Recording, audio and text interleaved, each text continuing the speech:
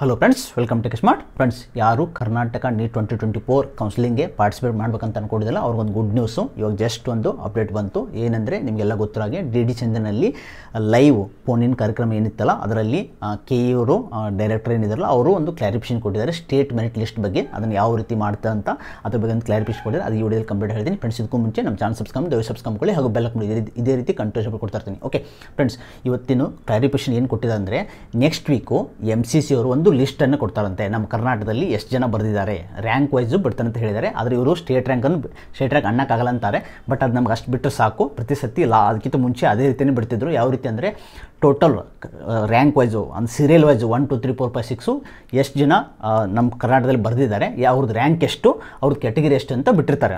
ಈ ಸತಿಯೂ ಅದೇ ರೀತಿಯೇ ಬಿಡ್ತಾರೆ ಅನ್ಕೋತೀನಿ. ಮೇನ್ MCC ಅವರು ಡಾಟಾ ಕೊಟ್ಟ ತಕ್ಷಣ ಇವರು ಬಿಡ್ತಾರೆ ಅಂತ ಹೇಳಿದ್ದಾರೆ. ಸೊ ಇದು ಯಾವಾಗ ಬಿಡ್ತಾರೆ ಅಂತ ಹೇಳಿದ್ದಾರೆ ಅಂದರೆ ಇದು ಸ್ಟೇಟ್ ಮೆರಿಟ್ ಅನ್ಕೊಳ್ಳಿ ನೀವು. ಅವ್ರು ಅನ್ಬಾರ್ದು ಅಂತ ಹೇಳಿದ್ದಾರೆ. ಸ್ಟೇಟ್ ಮೆರಿಟ್ ಅನ್ನೋಕ್ಕಾಗಲ್ಲ, ಅದನ್ನ ಸೀರಿಯಲ್ ವೈಸ್ ಬಿಡ್ತಾರೆ ಅಂತ ಹೇಳಿದ್ದಾರೆ.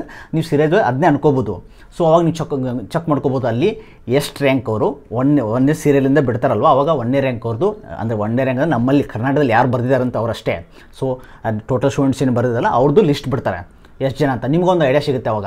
ಸೊ ಈ ಕೆಟಗರು ನನ್ನ ಮೇಲೆ ಇಷ್ಟು ಜನ ಇದ್ದಾರೆ, ಟೋಟಲ್ ಕರ್ನಾಟಕದಲ್ಲಿ ಇಷ್ಟು ಮಾರ್ಕ್ಸ್ ತೊಗೊಂಡವರು ಇಷ್ಟು ಜನ ಇದ್ದಾರೆ ಅಂತ ನಿಮ್ಗೆ ಐಡಿಯಾ ಸಿಕ್ಕರೆ ಸಾಕು, ನಿಮಗೆ ಸೀಟ್ ಸಿಗುತ್ತಲ್ಲ ಅಂತ ಒಂದು ಕ್ಲಾರಿಟಿ ತೊಗೊಳಕ್ಕೆ. ಓಕೆ, ನೋಡೋಣ ನೆಕ್ಸ್ಟ್ ವೀಕಲ್ಲಿ ಬಿಟ್ಟ ತಕ್ಷಣ MCC ಅವ್ರು ಕೊಟ್ಟ ತಕ್ಷಣ ಅದೊಂದು ವೆಬ್ಸೈಟಲ್ಲಿ ವೆಬ್ಸೈಟಲ್ಲಿ ಅಪ್ಡೇಟ್ ಮಾಡ್ತಾನೆ ಅಂತ ಹೇಳಿದ್ದಾರೆ. ಮೋಸ್ಟ್ ಪ್ರಾಬಬಲ್ ಈ ಮಂತ್ ಎಂಡ್ ಆಗುತ್ತೆ. ಅದು ನೆಕ್ಸ್ಟ್ ವೀಕ್ ಬಿಟ್ಟ ತಕ್ಷಣ ಅವ್ರು ಅಪ್ಡೇಟ್ ಮಾಡ್ತಾನೆ ಅಂತ ಹೇಳಿದ್ದಾರೆ. ಸೊ ಇದನ್ನು ಗುಡ್ ನ್ಯೂಸ್ ಅಂತ ಹೇಳ್ಬೋದು.